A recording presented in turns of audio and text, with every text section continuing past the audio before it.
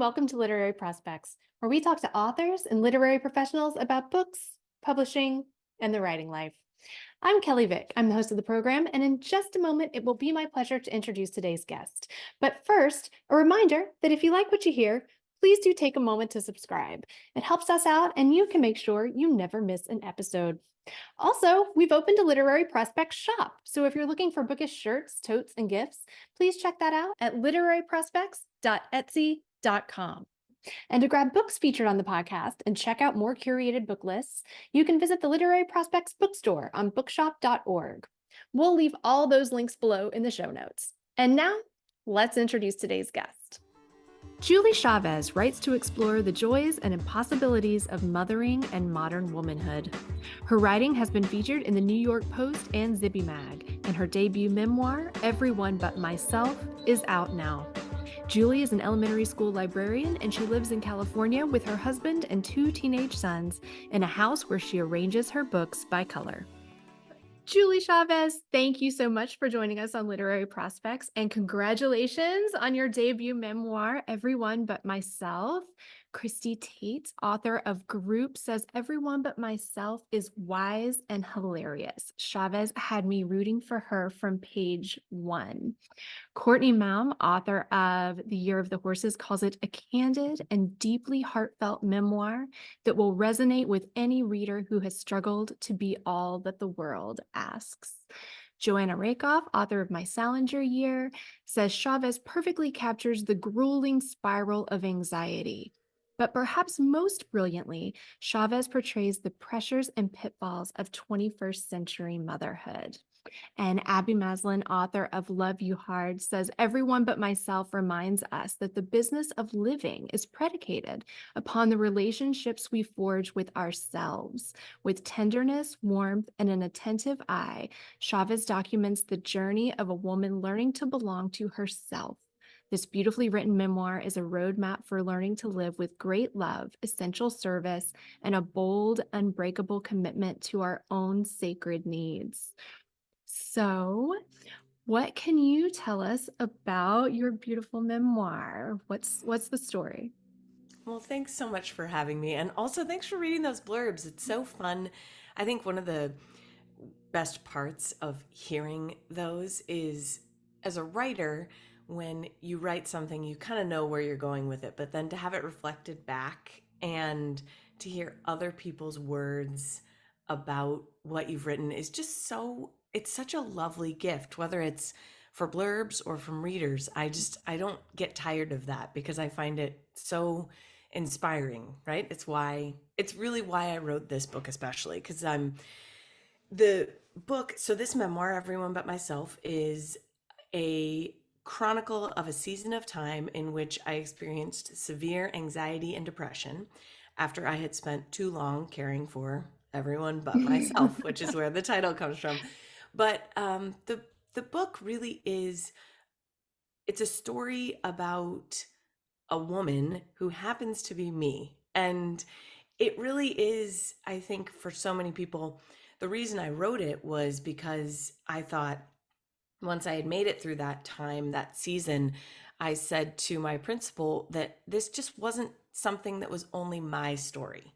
And that's why I say I happen to be the woman in it, because Mhm. it is so common. I mean, this book is relatable because I am your neighbor. I live down the street. I drive a Honda Pilot. I'm busy, too busy, all of the things that we all are naturally in our Mhm. lives. And how do we hold all of those things? So my hope was that it would resonate with readers in that way, that they would see themselves in the book and maybe see kind of the different pieces of their life, and perhaps hopefully feel less alone, especially if Mhm. they've experienced anxiety or depression, and also feel a little hope or inspiration for how to make sure that your name is on the list of people you take care of. I love that. And so the book begins with Mhm. this night where you are in your bedroom and you are in the midst of this crippling panic attack. Can you talk a little bit about that? Absolutely. So I love to talk about it.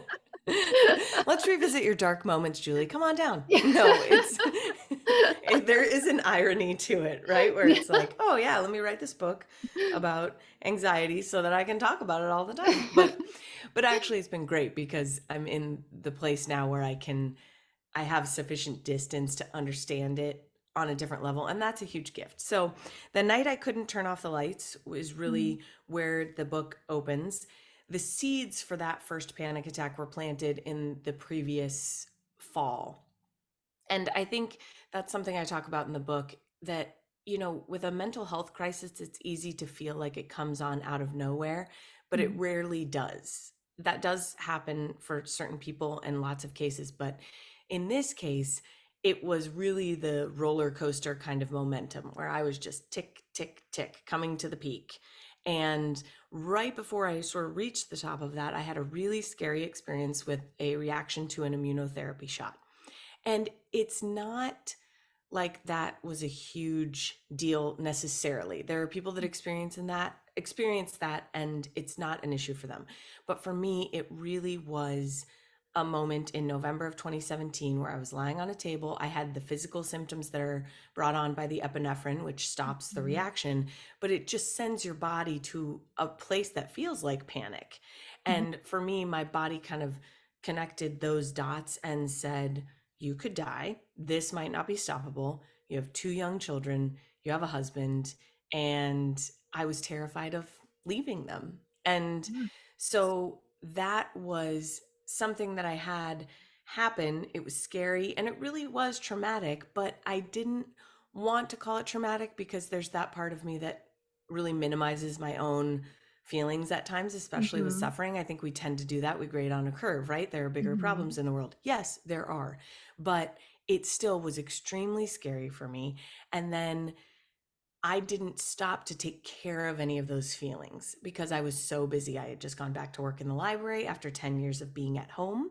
mhm, And I was still the primary person for everything in our household in terms of, day-to-day finances, who orders stuff, who does all these things. So I really just didn't make any space. And I didn't know that I needed to make space. And so throughout the spring, I started to feel little blips of panic, but they would kind of go away. They would be, tied to other happenings. And then on the night I couldn't turn out the lights, I was at my son's baseball game and just had this thought of, what if now I've messed up my system and that I'm allergic to things more aggressively than I was. And so now being outside, I don't want to die because I'm allergic to grass. So that, and Mondo, my husband, was out of town. He was traveling a lot at the time. And it was just the perfect storm. I was so depleted and I didn't have access to the normal reserves that I have. And I think that's the other reason for this book starting there. But then also the reason I shared it is because on paper, if you meet me somewhere, you're not going to think, wow, she's a walking Cymbalta commercial. Like that girl needs some help. So I don't necessarily present in a way that we have come to associate with anxiety or depression.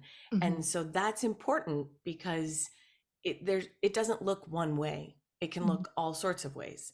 And in that case, I was just so terrified. So yeah, I was depleted, ended up having this panic attack. And then the next few weeks were just a scramble to find support because when I woke up the next day, I felt like something in my body had been switched on and I couldn't get it turned off.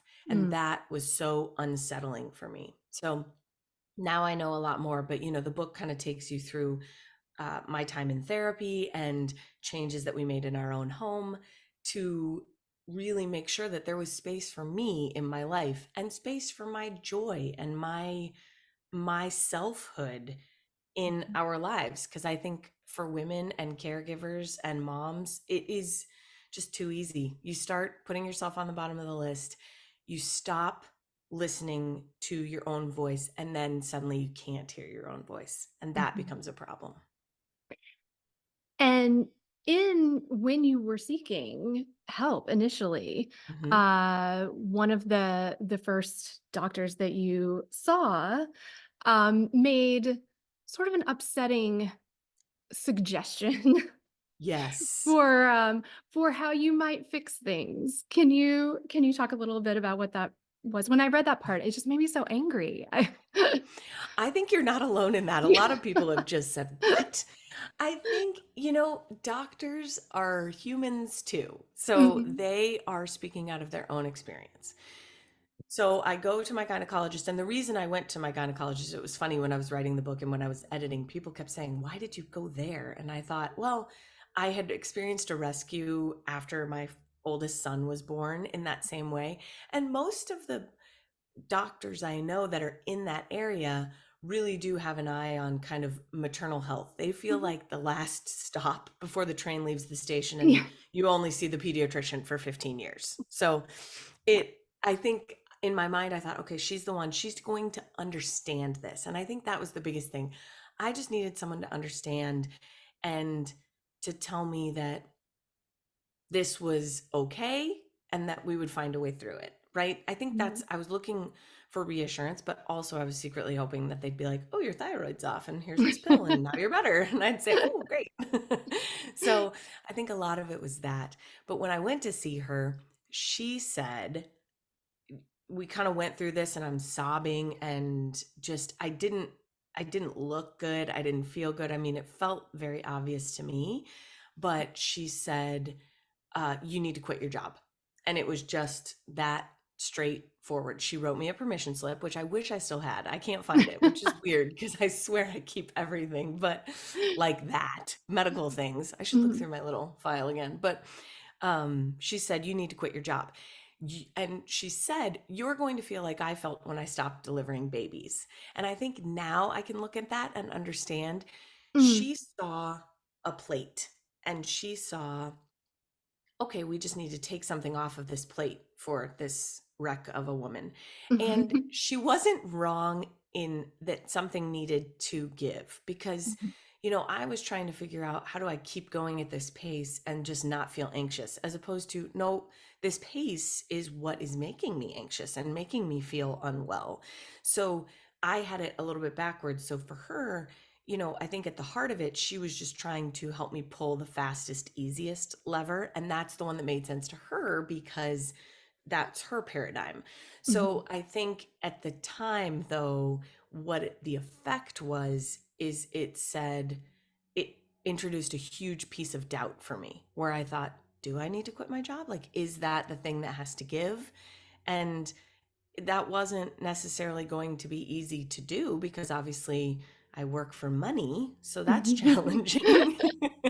So I think all of these pieces, but yeah, she delivered that advice and it was it really impacted me negatively, unfortunately. Mm. Of course that wasn't her intention, but it just left me spinning, and I think it's a good reminder that that's why when I talk to people about things, I say, try and have your support in place before things are rough because it's not a good time. Because normally, That's a right, great point. Yeah. as I am now, if I went in and somebody said you should quit your job, I'd be like, no, that is not the right advice. I'm connected to my gut. But when you are not, Mhm. then it is really hard. And then our medical system doesn't help anything because your insurance company secretly is, out to get you or whatever. Let me get my foil hat. That's the next part of this podcast. But yeah, accessing support is challenging. So if you can have those things in place or even work toward that, then you're really setting yourself up. And your job, in particular, did bring you also some sense of joy. You were doing something that you loved. And you mentioned that you realized at some point that you had closed down the paths that led you to joy, that connected you to joy. What does that mean exactly? Closing down the paths that connect you to joy. So I think that I alluded to it a little bit earlier when I said, I wasn't hearing my own voice. I wasn't listening to my own voice. And then I couldn't hear my own voice. And Mhm. that is this idea, the way that I explain it in the book is that my younger son wears glasses. So those, he has one eye that works harder than the other one. I don't understand. I still don't know whether he's nearsighted or farsighted. I don't, every time I go to the doctor, I'm like, can you explain this to me? And then they do, and I forget. So I don't, oh well, can't be good at everything. But um, so when he was diagnosed, they explained, he'll wear his glasses quite a bit because his vision is compromised. And he did. He was really on top of it from age 3. He had the wire frames and he was awesome about it. So that meant that we didn't have to patch. So our brains are really, they like their patterns. And when things aren't working, we tend to just stop thinking about it. So in his case, one eye's working harder than the other. If he didn't wear his glasses, what happens is the brain stops using the weaker eye and the connection gets less and less. And so you have to patch, which is cover the stronger eye so that you force the brain to do what it's basically opting not to do because it's harder. And Mhm. so this idea, that was the analogy I used because that is what happened for me. So I was really, CEO of our home. And then I start working and I take 30 hours of work and I plop that right on top of everything I'm doing. And that is not a sustainable way to live. But what I cut out was anything I just did for pleasure. Everything became just, I am getting this done. And I'm naturally an efficient person. I love a to do list. And Mhm. so I was really, I guess, vulnerable to that sort of problem where, oh, I've just got more to do. So I'm cutting out what can be cut out. And I didn't, in addition to cutting those things out, I wasn't taking time to ask what was actually necessary on that to do list. I just saw it in front of me. And so I did it. And so slowly, as you stop making space for joy, you stop looking for it, you stop asking for it, you stop finding ways to create it in your life. It is a skill. Just Mhm. like our attention, we're all on Instagram too much and it's ruining our attention spans because, and I am the first offender here, especially after a book promotion situation where I'm like, might as well just glue this puppy to my hand. So it just are these ways that we slowly start to forget how to focus, how to do something for enjoyment. I mean, they're just, it seems so simple. And had you told me before this time that my joy was worth my time and that I needed to make sure that I attended to that part of me, I wouldn't have understood that. And Mhm. now I do because those paths get dusty and we just forget. And I think it becomes a very innocent way that we abandon ourselves. Well, and in the midst of everything, one of the things that you had enjoyed in your life, which was reading, Yes. actually became a big trigger for you, right? I think you Yes. mentioned the quote was, things are dark when reading the Berenstain Bears. Too much pressure feels stressful. Yes. Have you read The Berenstain Bears and Too Much Pressure, though? I have not, but now I'm afraid to. Okay, you don't need to be afraid to, but every woman should read that book because there is a part where Mama Bear goes up to her room and just flips out and starts crying. She just lays down on the bed and starts crying because the schedule is too insane. And the kids run to the workshop, Papa, Mama's crying. And I'm just like, oh my gosh, there's so many lessons. I love that book. Actually, I read it often now. But at the time, I was like, there is a lot of pressure. Like, I don't know if I can handle this. So it is sort of that anytime I think you're in a precarious place, then anything that's emotional, I think a lot of my issue, I mean, and I can understand this now, my anxiety lays on top of my feelings. Mhm. So my feelings are really what need to come to the surface. And either I'm too busy, or I'm trying to push something down, or I don't want to feel those feelings. So I end up then feeling anxious because my body is really demanding that. I am an emotional person and there is a cost to not feeling what I'm feeling. So Mhm. in that time, I had everything locked down so tight that anything emotional, and reading is a very emotional experience. I mean, there's Yeah. a reason that readers are more empathetic because you really are entering into a world. So this thing that I loved doing represented feeling. And that was the one thing I was not doing during that time.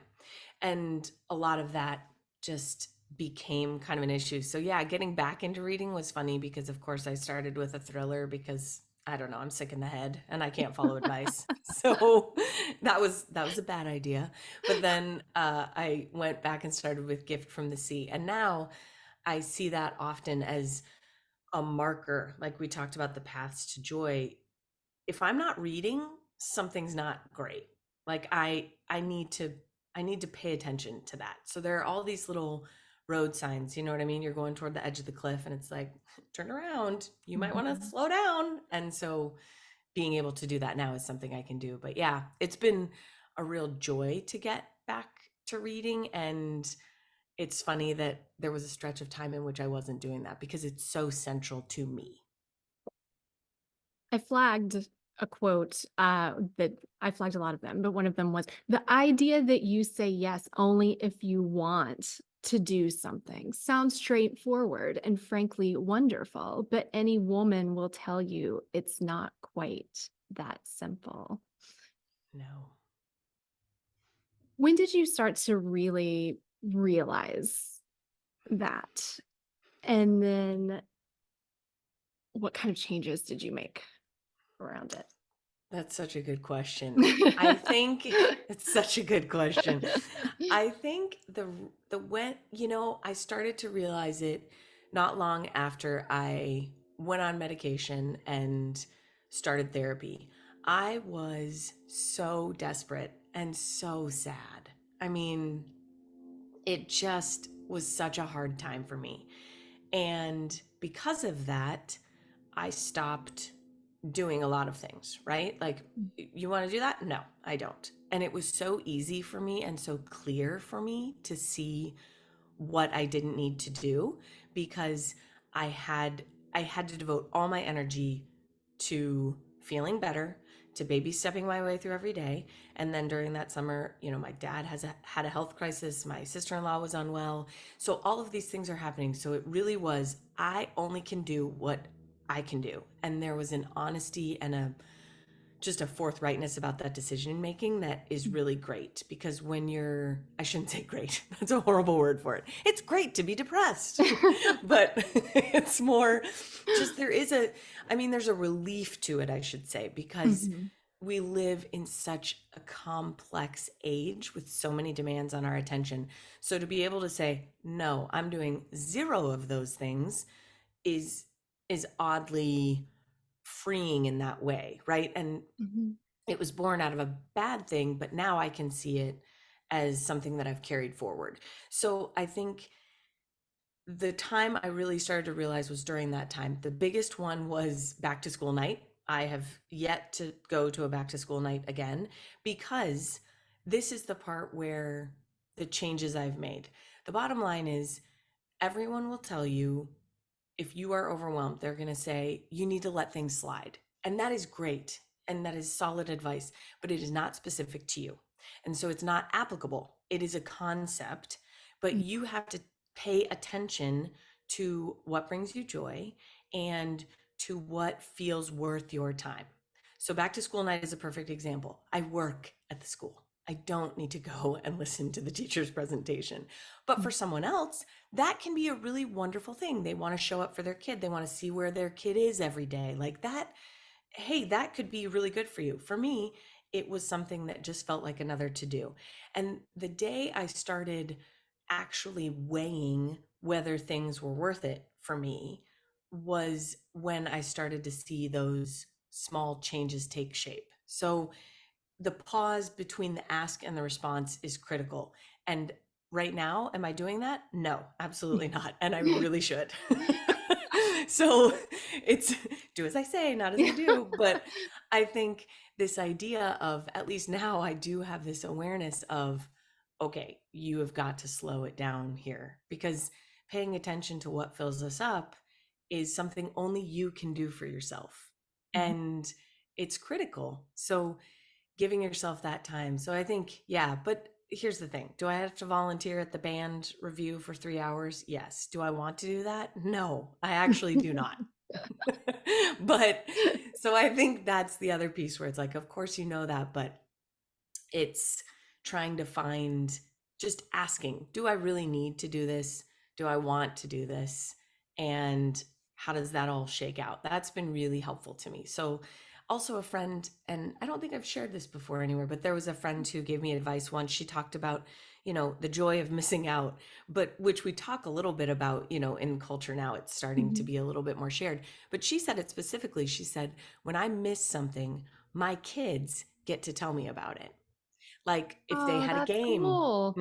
and you weren't there, Mhm. then they get to tell you about it, and they get to have the experience of sharing their experience that you didn't know about. So there's a there's a cool gift to that too, which I had never considered, right? I wasn't at the What a basketball great game. way to think about it. I Yeah. know. I thought that was a unique and a really healthy way to think of how we can show up for our kids. And because, if you have more than one child, like you can't clone yourself. You're going to miss stuff. So this Yeah. idea of, but I can sit down with you after and give my full attention to you and hear you tell me your story of success or failure or whatever. And that feels really, it was a really freeing idea. So that's one I lean on a lot now too. I love that. You weren't the only one in your family that was dealing with Yes. depression during this time in your life. Your husband was fighting his own battles, and it looked very different for him. Hmm. How did that sort of manifest differently between the two of you? Yeah. I think that so my depression was very much my depression and anxiety really were head centered.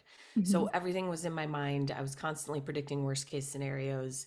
I was almost heightened mhm, or I was heightened. For him, I think he was more flattened. And a lot of his symptoms were physical, which was an interesting piece that I didn't necessarily experience.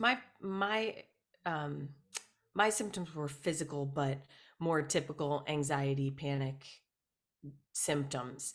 mhm, His were a little more like he had a pink eye that was tough to get rid of, and he just didn't feel well. And I think that was such a reminder, like I made that joke earlier about the Cymbalta commercial, but it's true where, everybody experiences a mental health slip or slide or crisis in a different way. And just because someone is looking a certain way doesn't mean that they are firing on all cylinders. And then mhm, conversely, he was in that space, but his his depression at that time was it had a very specific source. So I think there's something with that for me where I feel like if something is traceable, then it's mentionable and then it's manageable. So I mhm, can kind of work my way through it. And so for him, his was very much a situational thing, whereas mine had become more of a generalized thing that I was experiencing. So I think what was good about it is that it gave us new language, and mhm, you don't know what you don't know. So going through that and then being able to understand what your spouse has experienced to a certain extent is a huge gift, especially for us. I mean, we've been married for over 20 years. So to find that there are new things that you have to learn about each other and go through together is both very challenging and also a gift because it means that we can still continue to grow together and understand each other. But yeah, that was just I look back and I just think, wow, that was a lot. That a was a lot lot. happening. And you say now that you've started learning to make decisions based not on what's best, but what's good enough. What does that look like? Well, I'll give you a perfect example. Today is a great example. So last night, I was trying to make this cute little graphic for Instagram to say today is newsletter day because I have a Mhm. newsletter and I really enjoy writing it. And it's just, I recommend a few things. I love to boss people around, right? I'll tell you, like, if I find an amazing eye cream, it's going to be in the newsletter. So What's the I, newsletter? Tell us what the newsletter is. oh, you can sign up at juliewriteswords.com. Okay. It doesn't have a name. It needs Oh, to though, because I feel like Substack has named everything and I didn't, I don't know. So mine's well, just, where to sign up? That's great. yes, Yeah. yes, juliewriteswords.com. Okay. You can do it anywhere there /newsletter. But yes, so I love writing. Yes. See, this is the kind of stuff too that will just throw you. The relentless self-promotion that you're Oh. trying to do and execute at all times is just like, how did I not become a monster? Well, I guess that horse is out of the barn. So just accept it. Okay, so I'm writing this newsletter. So yesterday I was like, I haven't written the newsletter in a long time. A month, actually, because the book came Mhm. out 1 month ago today. So, okay, I'm going to write this newsletter. I'm going to make a cute little graphic so I can tell all my new Instagram friends to sign up. I tried one graphic, it was ugly. I tried another graphic, it looked childish. And so finally I was like, you know what? No, we're not doing this. I had already washed my face. I'm ready for bed, basically. And I was like, I'm going to make this reel that just says, please sign up for my newsletter if you would like to. And that is good enough. And then today, while I was at school, I was almost ready to go. I almost had all the books shelved. And then one of the kids came in with a bucket of books, and I was like, oh, I want you to take those Whoa. away because now my task is not completed. And I thought, okay, well, we're just going to stack these up here and we're going home. It's good enough. And I think that is it's a huge principle that we would tell anyone else. Even if you're a Mhm. perfectionist, if somebody came to you and they're like, I'm really stressed about this, you go, it's fine, it's good enough, it looks great, Yeah. right? You would say that to them, but we do not say that to ourselves. So I think finding space to just go, yep, that's good enough, and not worrying as much about executing flawlessly. So it's that one's still a work in progress, of course. But Oh, yeah. it's Well, it's yeah. over here too. Yes, I'm trying to be perfect at not caring about being perfect, and it seems to be not working. Don't think I'm doing it perfectly. Yeah, 100%. I'm When the not book being came out, breezy oh my perfectly. gosh. Yes, yes, yes. I Yeah. need to make it look more perfectly effortless. Yes. Yes. Oh my gosh. It's amazing when I say it out loud. I'm like, wow, Julie, you really got to get someone up in here to assist. It's so bad. When did you know that you were going to write this book? I had wanted to write a book. I come to writing through reading. So I did not study writing. I'm a reader. I love Mhm. books. And so I had always wanted to write a book. That was always a dream I had. And of course, I had a blog because it was 2012 and didn't everyone, right? Mhm. So Mhm. I had started sort of pieces of that and there were seeds for it. But I wanted to write a book, but felt I didn't know what the story would be. And that's still something I kind of struggle with anyway. I don't know if maybe later in my career I'll be able to think of stories, but for right now, I think two things. I felt like it had to be valuable to people, Mhm. and I didn't see myself writing fiction because what I was already writing was like stuff about my family, basically what you're reading now, the Mhm. beginnings of that.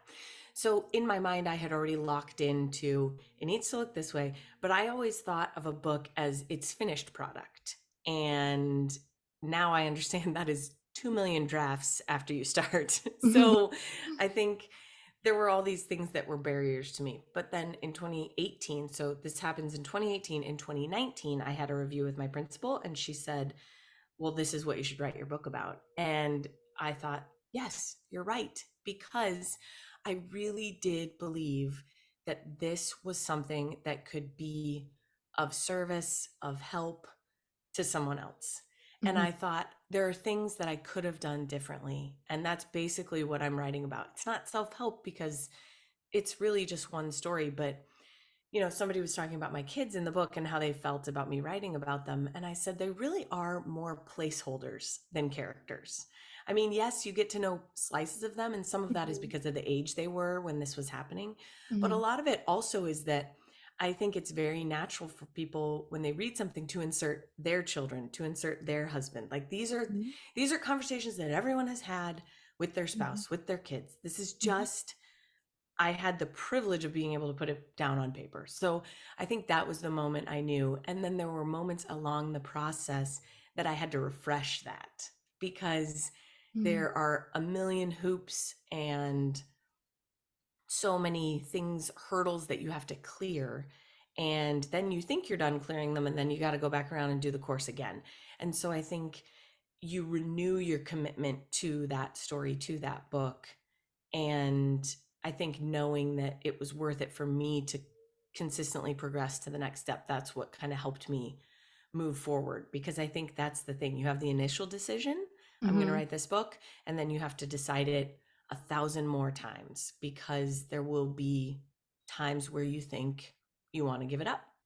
So, Well, let's talk about that. What was the road to publication for you? yeah. You're in this meeting, you're with the principal's office, you're in the principal's Yep. office. I'm She in the tells you principal's office. Yes, I do get in trouble a lot. she she says you should write this book. You think, "Yes, this is the one." Yep. And now, it's published and it's out in the world, but how did it get there? Yeah, it is. You know what's funny is before I wrote this book, I would listen to authors and they would say, "Oh, yeah, I was working on this book for 7 years." And I would think, 7 years? What is wrong with you? How is that possible?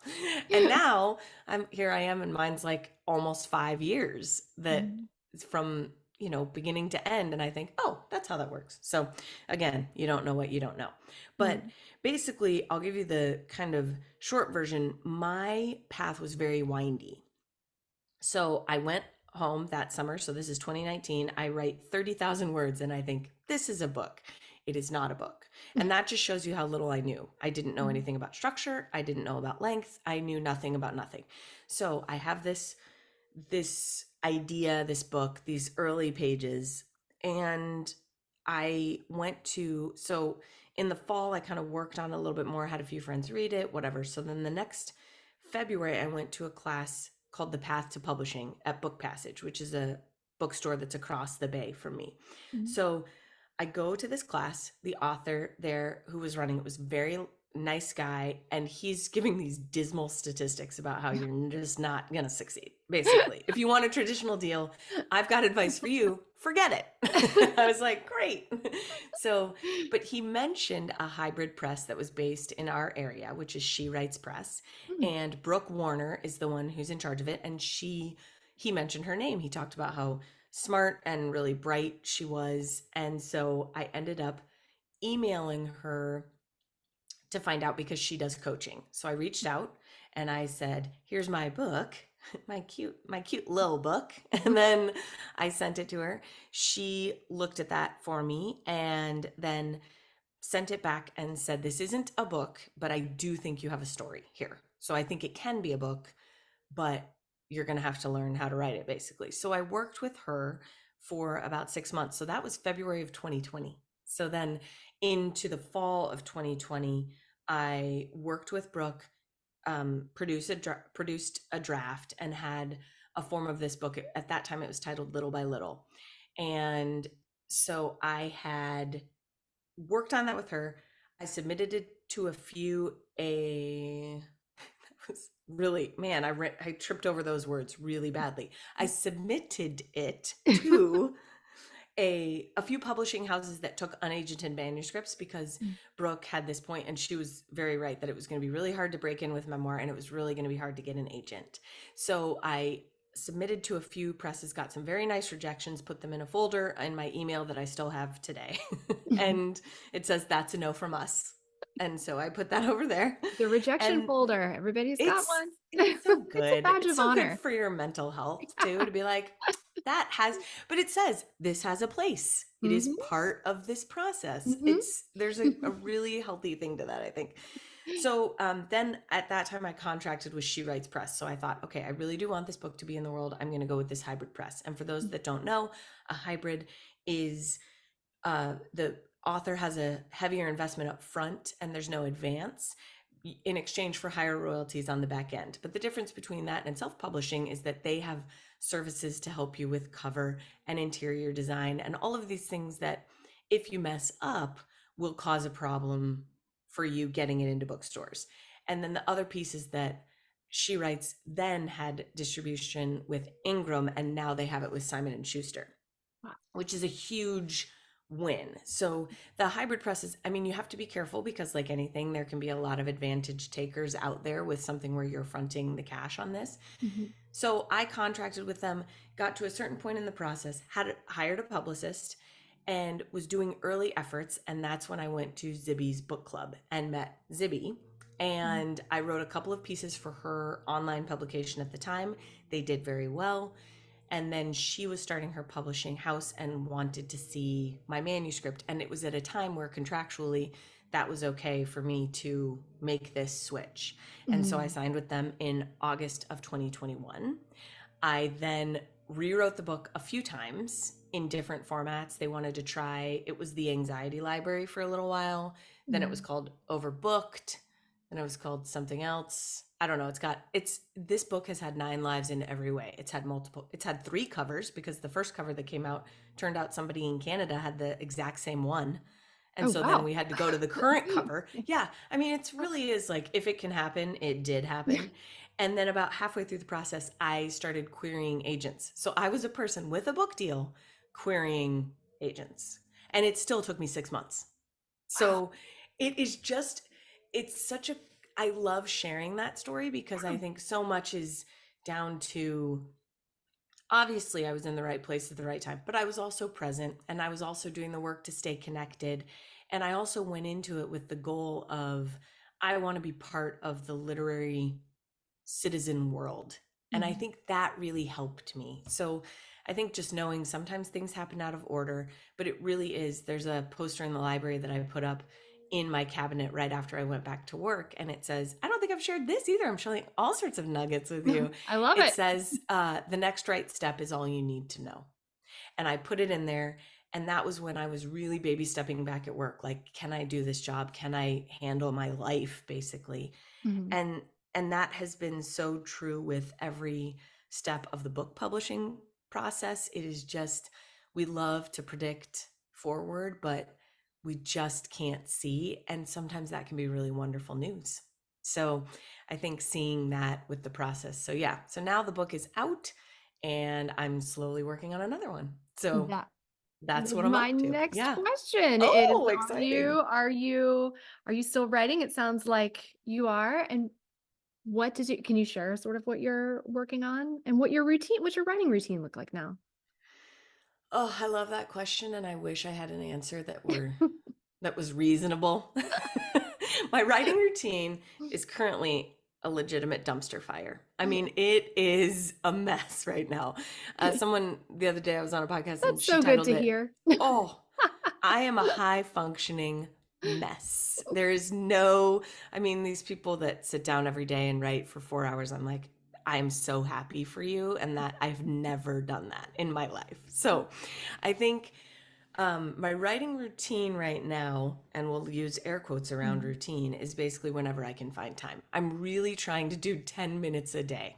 Like literally, I sit down and Camille Pagan, she was a guest for Mhm, you, she right? was, yes, Okay. Oh, and she's just such a lovely, talk about literary citizens. I adore yeah, her. yeah. So she talked about fiction writing. I'm writing fiction. She said it's a Mhm. mood. And I kind of think all writing might be a mood. So Mhm. the way she said it was, instead of all these things you do to prepare, it's okay, how do I put myself in that mood? And it Mm. allows me quicker access to everything. And then the Mhm. other thing is, literally, I finished the other day and I stopped mid sentence, which is an Anna Quindlen tip. She Mm. always stops mid sentence. You never stop at the end of a chapter, never stop at the end of anything. You stop in the middle. And then I wrote, "Go, Julie," so that I could find it in the manuscript, because the manuscript is a disaster and doesn't have chapters or anything. So right now I'm working on kind of an magical realism, upmarket fiction, sort of. That's where I see it sliding into. And I'm excited. It's really fun to make things up. I am Mhm. mad with power and it's awesome. I'm like, this is great. So I've had a couple friends just look at it just to say, am I doing this right? Because when I started the memoir, when I started writing, I did not know how to write in scene. That was not something I understood. And Mhm. so I'm about at the halfway mark, and it's good to have friends now who I can, ruin their time management by being like, hey, can you stop what you're doing and look at my stuff? Because that would be great Have for those friends me. because you were a good literary citizen. Well, I do my best. Also, I'm just, it's my puppy like energy that endears them to me, right? Help me. I'm helpless and cute. Well, But speaking yeah, of so I'm help. I'm Oh, go excited. ahead. Yeah. No, I'm just excited to be writing. And I think for anyone who's in this spot, book publication and promotion is really tricky. And especially with the mental health piece of it, it is very both real and not real. You Mhm. are, you become a little obsessed with, you know, what are the numbers? Where am I landing? What are the publicity hits? That can be such a toxic game. And you quickly go from, I just want to help one person to, I want to be a New York Times bestseller and on Good Morning America. So I think that the the antidote for me was to go back and start writing, because it says I want to do this again. I enjoy sharing words. It is something that fills me up, and it's the same starting point, right? It says this all came from that point. So now I go back to that point and start again. So it can be really life-giving. What piece of advice would you give to someone who is just at that point where they've decided that they're going to write a book? Or maybe they're like halfway through the first one and they're sort of looking at, where do I go from here? From where you Yeah. are now, what advice would you offer? Abandon ship. I'm kidding. Give it up. I'm kidding. It is, I do love though, sometimes thinking about what can I give up today? That'll be good. Um, no, I think number one, the advice I think I would tell anyone that asks me, you are doing a brave, wonderful thing. Mm, And the writing, the doing it really is what matters. And I know writers will tell you that from where I am. And it sounds like, well, yeah, easy for you to say, but it really is. You are creating something, whether it's fiction or nonfiction, and you're doing it for you. You're doing it to grow into the person you want to be. And that is enough reason to keep doing it. I think for someone who's kind of in the middle or at the beginning, I would say just give attention to the craft. You know, mm. you don't want to overwhelm yourself with craft books, but there's one that I'm reading now, which is Refuse to Be Done by I Matt love Bell. that one. Yeah. Really good. And someone just, Colleen Oakley, who's become a friend, she just recommended The Creative Act to me. So I'm ordering that one. I Add know. that to my list. I'm a craft Yes. book junkie. Yes.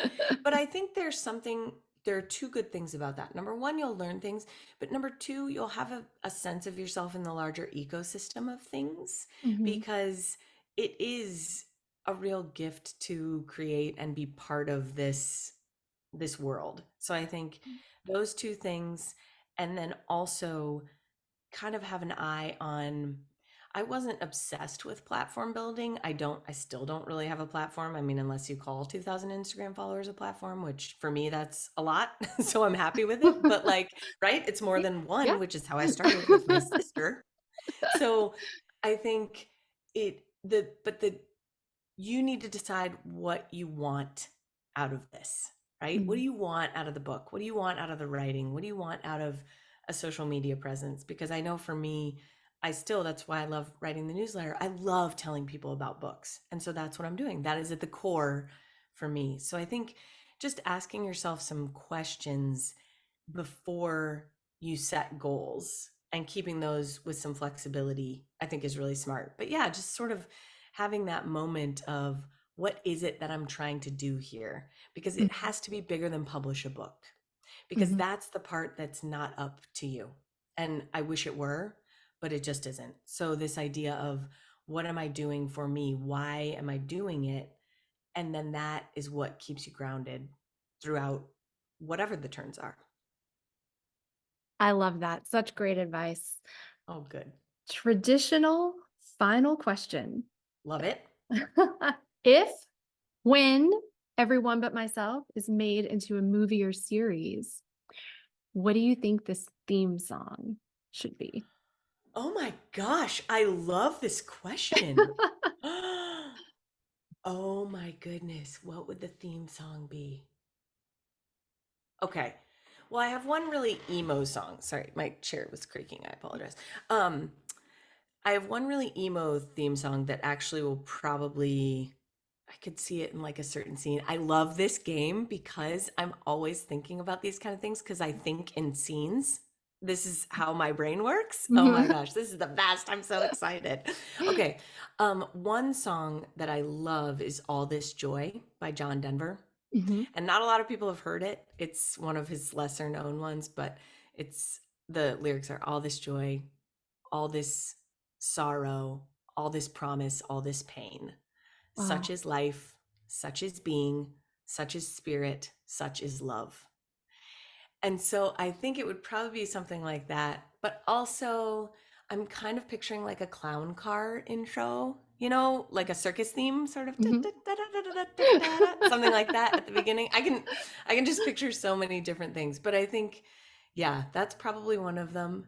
And then okay, sorry. And then I swear I'll stop answering this question because No, literally keep I could go on for days. You really jumped me down a rabbit hole here. Um, I think the one song that I love is there's one called Line by Line. I can't remember who sings it right now, but it's I just take you line by line. I'll be writing about you for the rest of my life. Because I think at its core, this book is about, and I'm probably going to feel my feelings here. It is about my love for my family and for my husband and for my children. I mean, it's just what a gift that I get to live this beautiful life with these people and to know that and to rest in that, and I think it's I'll be writing about them for the rest of my life. Even when I write fiction, I'm writing about just, I don't know, the humanness of me, and that is so tied to these people that I love so deeply. So Oh, I love that. Now I'm feeling feelings. our cold black hearts are cracking I open. know. Man, I have just given you everything here. Tears and Thank secrets. you. This has been such a joy. Thank you. This has It been has been so a fun. joy to have you on. Thank you so much. It has been a pleasure. Thanks, friend. Thanks for joining us on Literary Prospects. If you liked what you heard, please subscribe and leave us a review. We'll see you next time.